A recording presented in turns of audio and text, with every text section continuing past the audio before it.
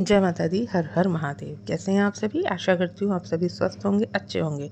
माता काली और बाबा की कृपा आप सभी पर बनी रहे।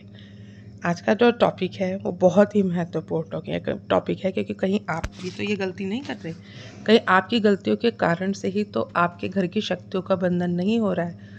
तो आज का टॉपिक यही है, इसी टॉपिक पर आज चर्चा करेंगे। वीडियो शुरू करने से पहले अगर आप मेरे चैनल पर पहली बार आए हैं तो चैनल को सब्सक्राइब करें, साथ ही साथ नोटिफिकेशन बेल को भी प्रेस कर दें, जिससे आने वाली वीडियोस का नोटिफिकेशन आप सभी को मिलता रहे, क्योंकि मैं डेली ही माता काली और भक्ताई से संबंधित ही वीडियो इस चैनल पर अपलोड करती हूँ।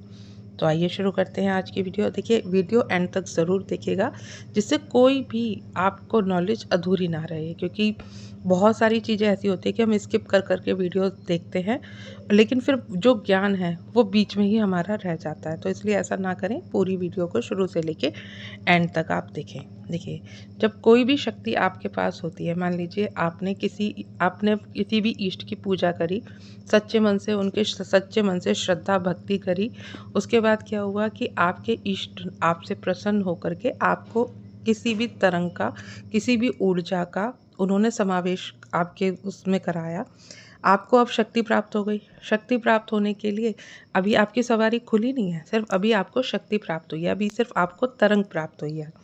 तो तरंग प्राप्त होने के उपरांत क्या होता है कि बहुत सारे आभास आपको आने शुरू हो जाते हैं। आपको सिर्फ अभी आभास ही आ रहे हैं, अभी आपको नहीं पता कि आपके साथ चल क्या रहा है।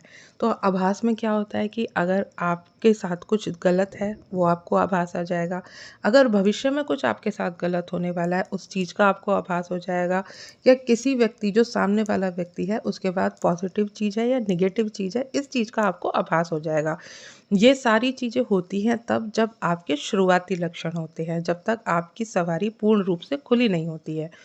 अब क्या होता है, जब आपके साथ ये सब चीज़ें होती हैं तो कहीं न कहीं आपके शरीर में, क्योंकि अभी वो नई-नई तरंग है, नई-नई ऊर्जा है, अभी आपको नहीं पता, तो नई-नई ऊर्जा के साथ क्या होता है, बहुत सारी चीज़ें आपको परेशान करती हैं, क्योंकि आपका शरीर भी उस योग्य नहीं होता कि उस ऊर्जा को सँभाल पाए। उस ऊर्जा को ना सँभालने की वजह से आपके शरीर में विभिन्न-विभिन्न तरह की परेशानियाँ होती हैं। जब आप परेशानी इस तरह से आपको अपने शरीर में महसूस होने लगती है, तो फिर आप क्या करते हैं, आप ढूँढने लगते हैं कि ऐसे भगत या ऐसे दरबारों का आप पता ढूँढने लगते हैं, जिससे आपको ये लगता है कि हमारी समस्या का हल हो जाए।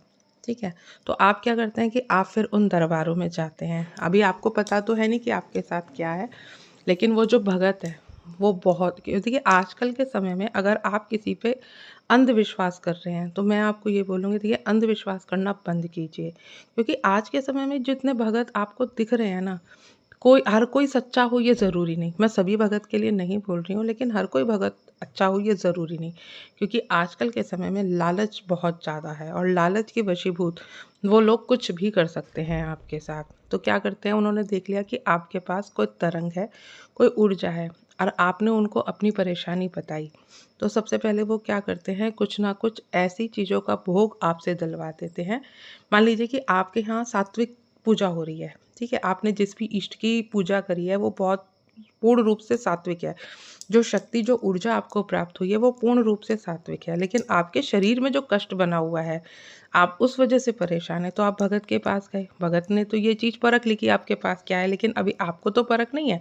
तो आप क्या करें, आपसे वो क्या करवाएगा कि आपसे ना वो कोई भी तामसिक भोग दिलवा देगा, तामसिक भोग का या उतारा करवा देगा। अगर आपके साथ तामसिक भोग आपने दिया या तामसिक भोग का उतारा आपने किया, तो क्या होता है, फिर शक्ति पे बंधन लग जाता है, क्योंकि शक्ति आई तो पूर्ण रूप से सात्विक ही थी, तामसिक तो थी नहीं। लेकिन हुआ क्या, हुआ उल्टा कि तामसिक भोग का उतारा करवा दिया गया, आपके ही हाथों से आपकी शक्ति का बंधन करा दिया जाता है। तो सबसे पहला संकेत तो यही होता है।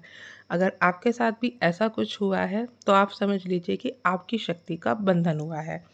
अगला संकेत, क्या हम स्वयं ही हमारे घर के पितरों का भी बंधन करवा देते हैं? देखिए, अपनी शक्तियों का भी बंधन ग्रस्त कर देते हैं। मान लीजिए आपके घर के अंदर अगर आपके कोई पितर हैं और उन्होंने हनुमान जी की भक्ति करी, लेकिन किसी कारणवश उनको मलिनता का सामना करना पड़ा, जिस कारणवश वो पूर्ण रूप से शुद्ध नहीं हो पाए और प्रेत योनि का विचरण कर रहे हैं, लेकिन वो इतने हैवी प्रेत तो नहीं है कि अगर आप अब सच्चे मन से पूजा भक्ति पाठ करते हैं तो पितृ जो है, अगर वो मलिन है तो वो मलिन से शुद्ध हो जाते हैं जब आप अपने घर में पूजा पाठ करते हैं।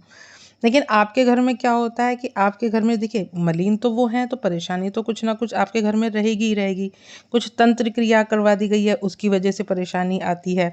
तो क्या होता है कि आप क्या करते हैं कि आप अपने घर में आपने बहुत अच्छी सी पूजा पाठ करी, घर में अभी आप फिर आपका आना जाना ऐसे ही दरबारों में, ऐसे ही भक्तों के पास हो गया, जहाँ पे वो लोग तंत्र भी करते हैं। क्योंकि उनको नहीं मतलब कि आप कौन सी जाति के हो कौन सी नहीं हो, उनको सिर्फ पैसे से मतलब होता है और वो कोई भी कार्य जो करते हैं वो पैसे के द्वारा ही करते हैं। अब आपके घर के पितर हैं, आपके घर की शक्ति हैं, तो वह कभी शक्ति भी बन सकती है, क्योंकि अगर अभी वो मलिन है, लेकिन मलिन होने के बाद अगर आपने पूजा अच्छे से करी है तो वो पितरों को भी फलित होगी और वो जो मलिन अवस्था में है वो शुद्ध अवस्था में आएंगे। आपने सुना भी होगा कहीं कहीं बहुत सारी जगह पे पितरों की सवारी भी आती है, लेकिन अभी आपको तो नहीं पता ना, आप सिर्फ उनको शुद्ध कर रहे हैं। आप क्या करेंगे, आप फिर ऐसी जगह पे किसी भक्तों के पास गए तो उनको और आपके साथ उन्होंने कोई ऐसी क्रियाएं कर दी, ऐसे कुछ उतारे कर दिए, उन्होंने आपको बता दिया कि आपके घर में संकट है, आपके घर में जो नकारात्मक है बहुत सारी चीज़ें हैं, तो वो क्या करेंगे, वो आपके घर से उतारा करवाएंगे।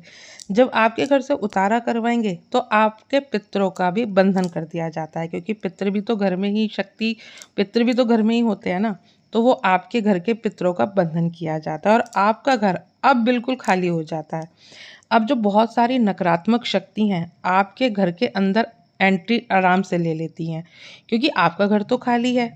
बिल्कुल आप पूजा भक्ति आप कर रहे हैं, लेकिन जब आप पूजा भक्ति कर रहे थे उस समय जो आपके पितृ मलिन अवस्था में थे वो शुद्ध अवस्था में आने के लिए, जब वो शुद्ध अवस्था में आएंगे तो आपको ये पता है कि देखिए कोई भी हम किसी को कीचड़ में से निकालेंगे और कीचड़ में से निकाल करके हम उसे साफ कपड़े पहनाएंगे तो वो व्यक्ति खुशी होगा ना, दुखी तो नहीं होगा ना।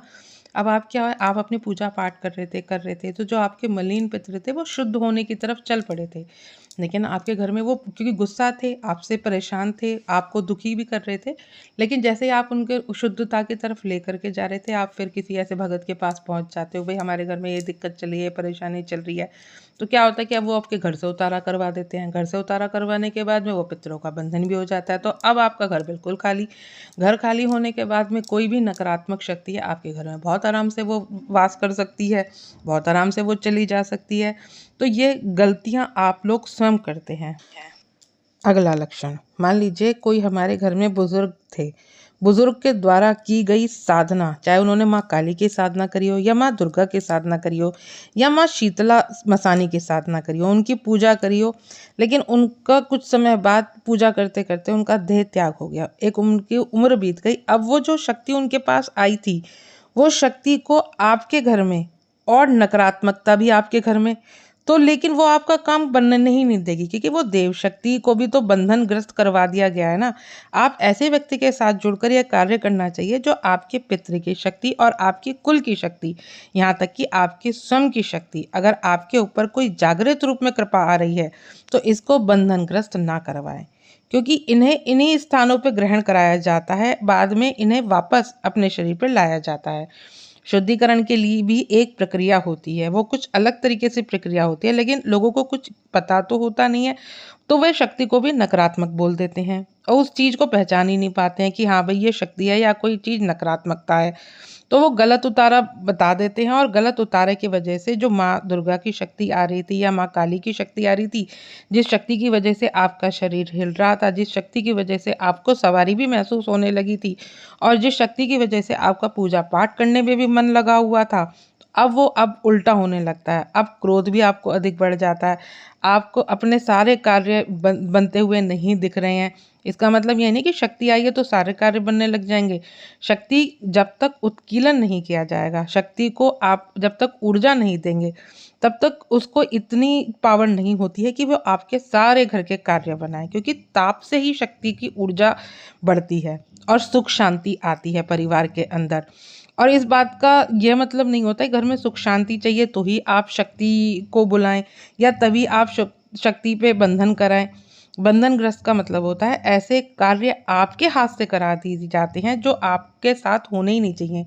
मान लीजिए आपकी शक्ति तो सात्विक है, लेकिन आपको क्या बोल दिया कि बकरे की बलि दे दो, मुर्गे की बलि दे दो, या आपके ऊपर से कोई तामसिक उतारा कर दिया गया, या आपसे कोई इस तरह का भोग शमशान में दिलवा दिया गया, या कुछ आपके साथ ऐसी क्रिया कर दी जाएगी जिसके कारण आप यह सोचते ही रह जाओगे कि अब हमारे पास कौन सी शक्ति है। तो ये शक्ति आपके साथ क्या करेगी? उसको तो बंधन लग गया है, तो जो जो तामसिक चीज़ें हैं वो आपके घर में एंट्री कर जाएंगी और आपको पता भी नहीं चल पाएगा कि आपके साथ हो क्या रहा है और किस प्रकार से हो रहा है। और आपको जो सारे अनुभव थे वो सब बंद हो जाते हैं, आपके जो सारे काम थे वो सब बंद हो जाते हैं। अब इसको खोलना कैसे होता है? यही सानिध्य से जुड़ करके आप चीज़ खोल सकते हैं। अगर आपके शरीर पर किसी भी ऊर्जा का वास है तो आप किसी भी अच्छे दरबारों का चयन करें। सबसे पहले तो आप यहाँ ये देखें कि जिन दरबारों में सिर्फ पूर्ण रूप से सात्विक दरबार जो हैं उन्हीं दरबारों में आप जाएं। उन्हीं आप पहले तो आप भगत का अच्छे से चयन करें जो आपकी शक्तियों को आपसे दूर ना करे, आपकी शक्तियों को वो आगे बढ़ाए, आपकी शक्तियों को वो चलाए।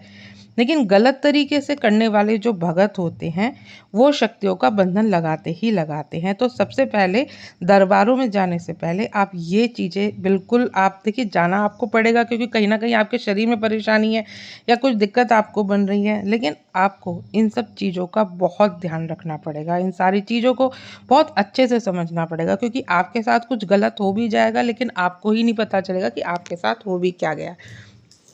तो सबसे पहले ऐसे ही दरबारों का चयन कीजिए जहाँ पर पूर्ण सात्विकता आपके साथ दिखाई गई। आप जाइए, एक बार जाइए, 2 बार जाइए।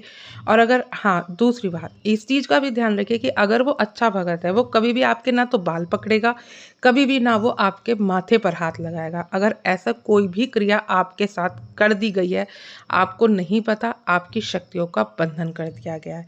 क्योंकि अच्छा भगत जो होता है वो कभी ना तो सिर आपके बाल पकड़ेगा, ना ही वो कभी आपके सिर पे हाथ रखेगा। तो इन चीज़ों से, ये छोटी छोटी चीज़ें हैं लेकिन नुकसान इनका बहुत बड़ा होता है। आशा करती हूँ आज की जानकारी आपको समझ में आई होगी। जानकारी अच्छी लगे तो वीडियो को लाइक शेयर ज़रूर करें। मिलती हूँ नेक्स्ट वीडियो में। जय मां काली।